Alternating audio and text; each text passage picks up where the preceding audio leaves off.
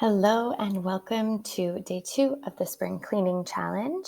Today I will be discussing how we can clean up our routines.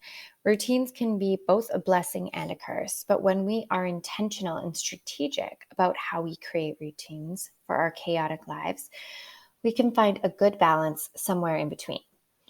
So, today I want to start to talk to you a little bit about where I used to be. I used to resist all routine unless it was surrounding my kids. So, like feeding schedules, nap schedules, those sorts of things. I lived and breathed those. But outside of that, I did not have any routine or habits in how I took care of my own self care or mental well being.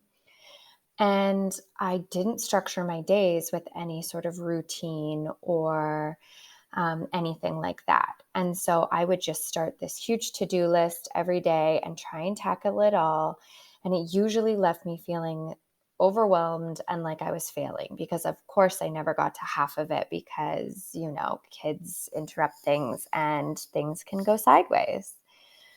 So I really started to learn and understand how routines can make a huge difference in your lives. And after I created a pretty strict routine for myself in my own self care, then I really started to see a difference in how I could structure my days and how I could incorporate routine around some of those daily chores that seem to be just taking up so much mental space.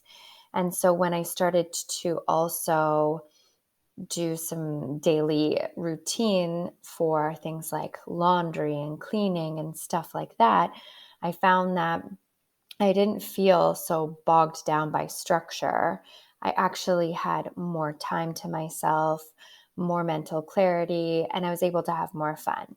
So, routine doesn't always mean boring and super structured. It can actually give you more time back to yourself and create more ease at home. So, it's not all bad. I know routine sometimes has a negative connotation against it, but we are going to look at kind of the difference between routines and schedules and to-do lists. So I schedule my week every Sunday, and ideally I do it with my husband, so that I am not the only one who knows what's going on, because then you're just being bombarded with what's going on tomorrow and who has to be where when and all of these sorts of things. And that's not up to you. That is if you are in a partnership, that's for both of you to manage. So I schedule my week every Sunday.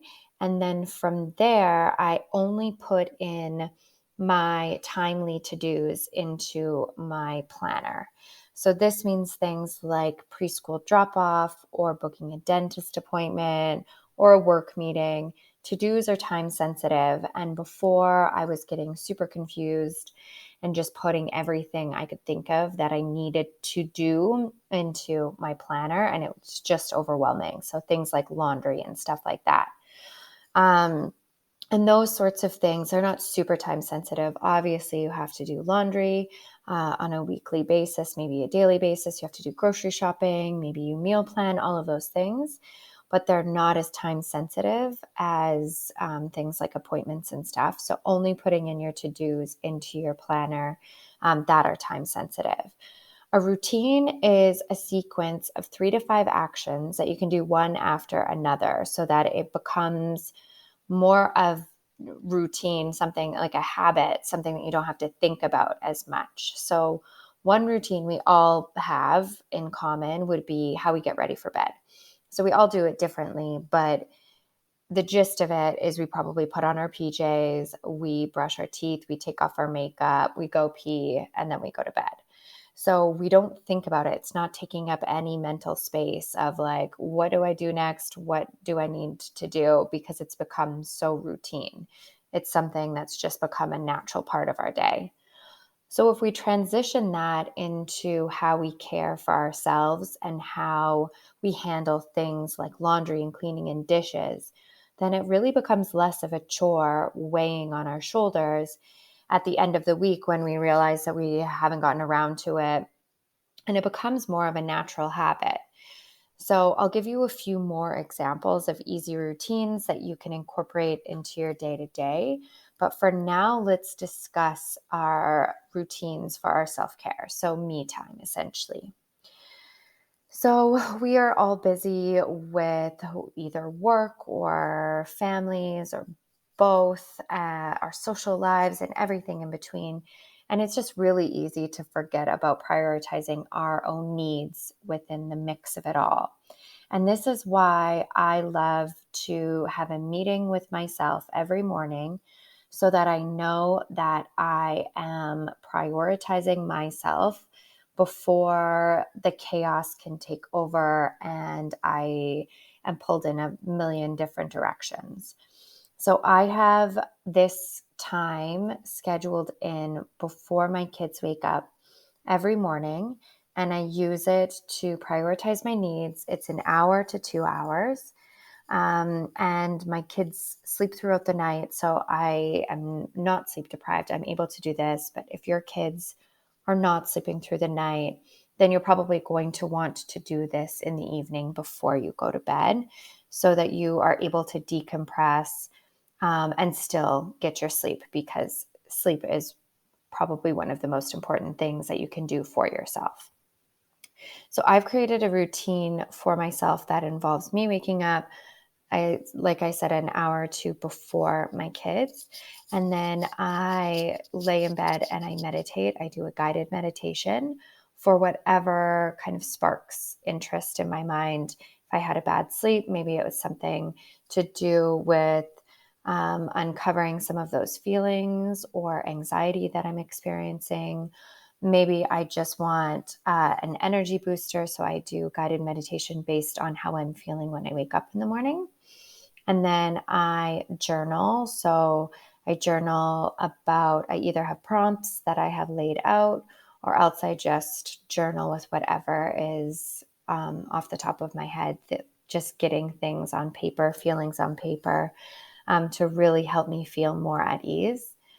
And then I work out, and if possible, if I still have time before the kids wake up or before my husband leaves, because he usually gives me extra time in the morning and gets the kids their breakfast and stuff like that, then I'll tackle emails or do some writing. So your me time routine can obviously look however you want it to look. But I've really found that meditation and journaling can help reduce anxiety or just make you feel more connected to yourself. And then working out has been such a game changer for me with my mood and my energy. I always feel like I've at least accomplished something for the day by working out. And I always feel a little pep in my step. I always feel refreshed and excited. So, if you're looking for a good mood booster, then working out, getting sweaty, stretching, anything that's moving your body can be super helpful.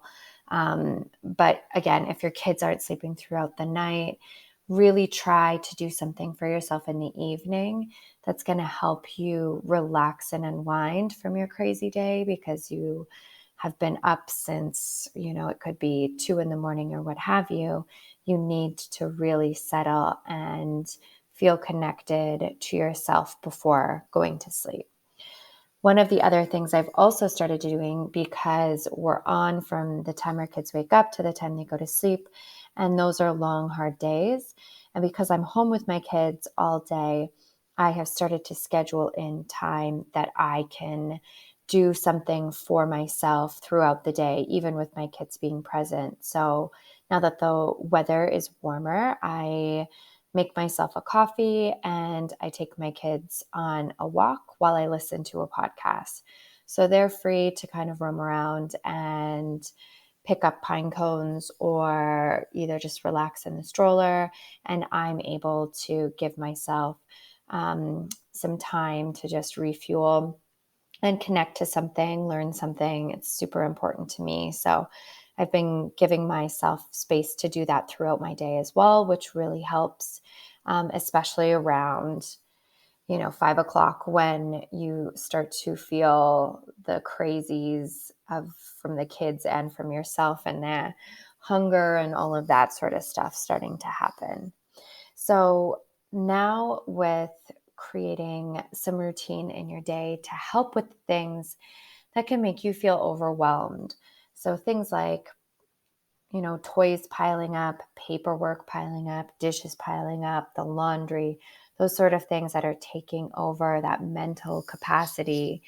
So by creating routines, you can get more done without it actually taking up that mental space, and it can actually give you more time back. So, for example, if you're guilty of forgetting to switch the laundry over to the dryer, like I was, then it always takes twice as long. And then you always feel like you're not doing it right and that you're failing. And that's not fun. So I've created an anchor point that is something that I do naturally. So every night, I go around the house and turn off the lights. And so before I do that, I go downstairs and I throw in a load of laundry and I preset it for the next morning at 5 a.m. Then from there, I go to sleep. And when I wake up in the morning and do my morning workout, it's really close to my laundry room. So I am immediately prompted to then go over because I can hear the buzzer because I'm downstairs and I'm not distracted by my kids. So I can move the washing to the dryer.